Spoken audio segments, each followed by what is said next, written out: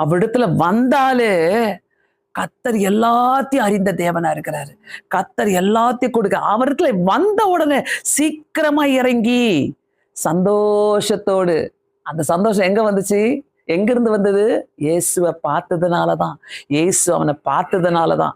இயேசு சகையுவை பார்த்ததுனாலதான். சகையு இயேசுவை பார்த்ததுனாலதான் அந்த சந்தோஷம் அழைத்து கொண்டு, அந்த சந்தோஷத்தோடு அழைத்து கொண்டு போறான். போயிட்டு அங்க போய் சொல்றான் ஆண்டவர்கிட்ட. சகையு நின்று கர்த்தரை நோக்கி, ஆண்டவரை, என் ஆசையில பாதியை ஏழைகளுக்கு கொடுக்கிற, நான் ஒரு வருடத்துல எதையாகிலும் அநியாயமாய் வாங்கினது உண்டானால் நாளத்தனையாக திருப்பி தருகிறேன். இயேசு அவனை நோக்கி, இன்றைக்கு இந்த வீட்டுக்கு ரட்சிப்பு வந்தது, இவனும் ஆபிரகாமுக்கு குமாரனா இருக்கிறான். இழந்து போனதை தேடவும் ரட்சிக்குவோமே மனுஷகுமார் இந்த உலகத்துல. அவர்கிட்ட வந்துருங்க.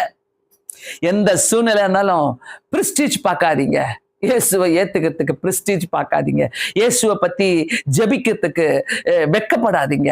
பவுல் சொல்றாருல, நான் வெட்கப்பட மாட்டேன், நான் வெட்கப்படுவதில்லை என்று சொல்றாரு. பவுல் அடிகளை சொல்றாரு, எல்லா இடத்துலயும் சொல்வார், நான் சுவிசேஷத்தை அறிவிக்கிறதுக்கு நான் வெட்கப்பட மாட்டேன்னு சொல்றாரு. அந்த மாதிரி இயேசுவை அறிவிக்கிறதுக்கும், இயேசுவை இந்த உலகத்துக்கு காட்டுறதுக்கும், இயேசுவை நான் கண்டேன்னு சொல்றதுக்கு, இயேசுவை நான் பார்த்தேன்னு சொல்றதுக்கு வெட்கப்படவே படாதீங்க.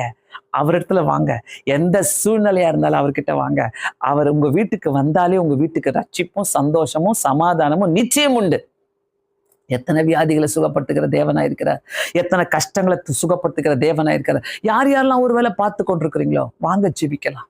இந்த நேரத்துல வாங்க ஜெபிக்கலாம். உங்களுடைய கஷ்டத்துக்காக. ஆண்டவரே, நான் மறைஞ்சிக்கிட்டு ஒளிஞ்சிக்கிட்டு ஜெபம் பண்றேன்னு சொல்லாதீங்க.